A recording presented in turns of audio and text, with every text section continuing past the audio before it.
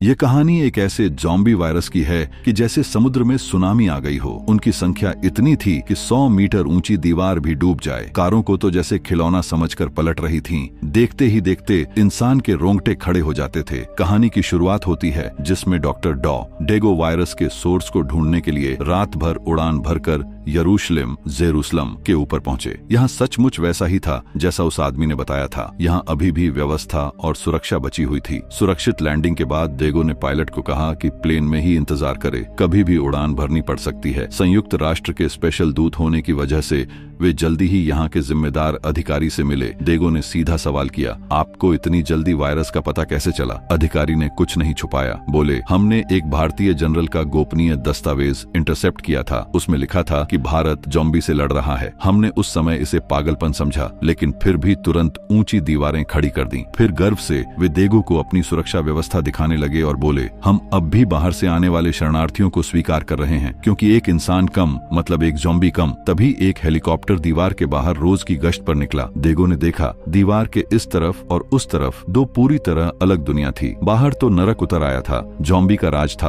अंदर बचे हुए लोग शुक्रिया अदा करने के लिए माइक लेकर गाना गा रहे थे। लेकिन वह सुरीली आवाज लाउडस्पीकर से बाहर पहुंची तो दीवार के बाहर ज़ॉम्बियों ने सुन ली। जो अब तक बिना दिशा भटक रहे थे, सब दीवार की तरफ दौड़े। देखते देखते ज़ॉम्बी एक दूसरे पर चढ़कर इंसानी सीढ़ी बना रहे थे और दीवार के ऊपर चढ़ने लगे। अंदर डेगो अभी भी वायरस के बारे में पूछ रहे थे कि अचानक चीखें गूंज उठीं। ज़ॉम्बी दीवार पार कर चुके थे। पूरी शहर में एकदम से अफरा तफरी मच गई। अधिकारी ने तुरंत सैनिकों को आदेश दिया, डेगो को एयरपोर्ट तक सुरक्षित पहुंचाओ। बाहर का हेलीकॉप्टर ज़ॉम्बी की सीढ़ी पर मशीन गन से गोलियां बरसाने लगा, लेकिन संख्या इतनी ज्यादा थी कि कुछ नहीं हो रहा था। शहर के अंदर की फौजी लाइन भी एक पल में टूट गई। भागते हुए डेगो ने पीछे मुड़कर देखा तो हैरान रह गए। ज़ॉम्बी के बीच एक बूढ़ा आदमी बिल्कुल शांत खड़ा था और कोई ज़ॉम्बी उसे छू भी नहीं रहा था। तभी पीछे से ज़ॉम्बी दौड़े चले आ रहे थे। एक सैनिक पीछे छूट गया। ज़ॉम्बी उसे पकड़कर खींच ले गए। उस सैनिक ने हार नहीं मानी। उसने अपने ग्रेनेड का पिन खींच लिया और ज़ॉम्बी के साथ खुद को भी उड़ा लिया। लेकिन एक लहर गई नहीं कि दूसरी आ गई। रास्ता बंद हो गया तो सब पास की एक इमारत में घुस गए। भागते वक्त डेगो ने फिर वही नजारा देखा। कीमोथेरेपी ले रहा एक छोटा बच्चा ज़ॉम्बी के बीच में था, लेकिन कोई उसे हाथ भी नहीं लगा रहा था। अब डेगो को पूरा यकीन हो गया था, लेकिन अभी वक्त नहीं था। सैनिकों ने ग्रेनेड फेंके, रास्ता साफ हुआ। एक महिला सैनिक आगे जाकर चेक करने गई।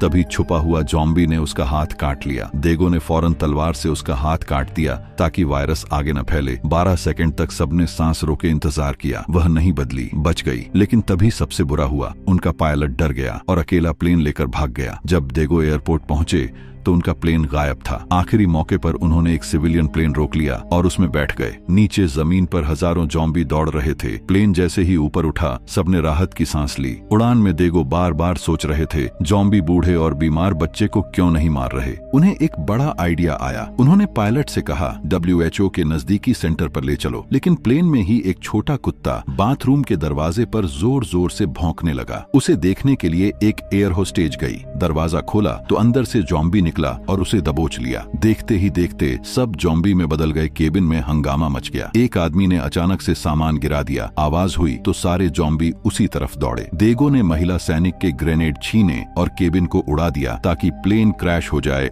आखिरी पल में डेगो और महिला सैनिक ने सीट बेल्ट बांध ली। प्लेन क्रैश हो गया। जब डेगो की आंख खुली तो उनकी कमर में लोहे की रॉड घुसी थी। महिला सैनिक भी जिंदा थी। दोनों एक दूसरे को सहारा देकर WHO सेंटर पहुंचे। डेगो बेहोश हो गए। इधर संयुक्त राष्ट्र के जहाज पर उनका संपर्क टूट गया तो कमांडर ने मान लिया कि डेगो मर गए। उन्होंने बेरहमी से डेगो के पूरे परिवार को जहाज से उतारकर मुख्य भूमि के रिफ्यूजी कैंप में भेज दिया। 3 दिन बाद डेगो होश में आए। परिवार के साथ हुआ बर्ताव सुनकर बहुत गुस्सा आया, लेकिन उन्होंने सोचा दुनिया में करोड़ों परिवार इसी दर्द से गुजर रहे हैं। उन्होंने अपना मिशन जारी रखने का फैसला किया। उन्होंने शोधकर्ताओं को बताया, ज़ॉम्बी सिर्फ स्वस्थ लोगों पर हमला करते हैं, गंभीर बीमार या बूढ़े लोगों को पूरी तरह नजरअंदाज कर देते हैं। उन्होंने सुझाव दिया, अगर हम कोई ऐसी चीज बना लें जो हमें ज़ॉम्बी की नजर में बीमार दिखाए तो हम सुरक्षित हो सकते हैं। शोधकर्ताओं को यह आइडिया बहुत अच्छा लगा। उन्होंने कहा कि उनके पास एक जीवित ज़ॉम्बी कैद है, टेस्ट कर सकते हैं। लेकिन सारी वायरस की असली सैंपल दूसरी बिल्डिंग में है जहां 70-80 ज़ॉम्बी घूम रहे हैं।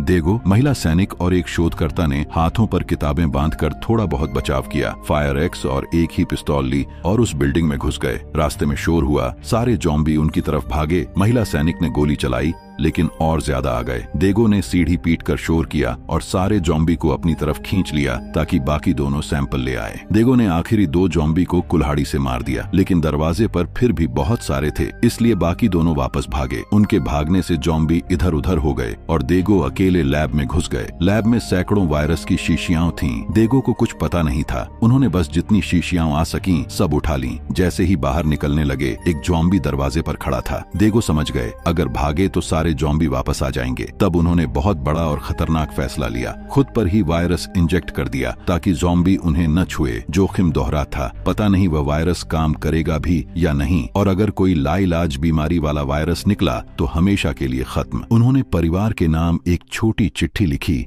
और एक शीशी का इंजेक्शन लगा लिया। थोड़ी देर इंतजार किया, फिर दरवाजा खोला। सचमुच जॉम्बी ने उन्हें बिल्कुल नजरअंदाज कर दिया। वे आराम से जॉम्बी के बीच से निकल गए। फिर कोल्ड ड्रिंक की मशीन तोड़कर बहुत शोर किया। सारे जॉम्बी उधर चले गए। देगो सुरक्षित बाहर आ गए। खुशकिस्मती से जो वायरस उन्होंने लगाया था वह इलाज योग्य बीमारी वाला था। WHO ने उनकी इस खोज के आधार पर एक ऐसी वैक्सीन बना ली जो इंसान को कोई नुकसान नहीं पहुंचाती। लेकिन जॉम्बी को लगता था कि सामने वाला बीमार है, इसलिए वे हमला नहीं करते थे। यह वैक्सीन हवाई जहाजों से दुनिया के हर कोने में बचे हुए लोगों तक पहुंचाई गई। अब इंसान पूरी तरह सुरक्षित होकर जॉम्बी को साफ करने में लग गए और आखिर में देगो को उनका परिवार फिर से मिल गया। इसके साथ ही ये कहानी खत्म होती है। अगर आपको हमारा वीडियो पसंद आया तो हमारे चैनल को लाइक करें, सब्सक्राइब करें। मिलते हैं अगले वीडियो में।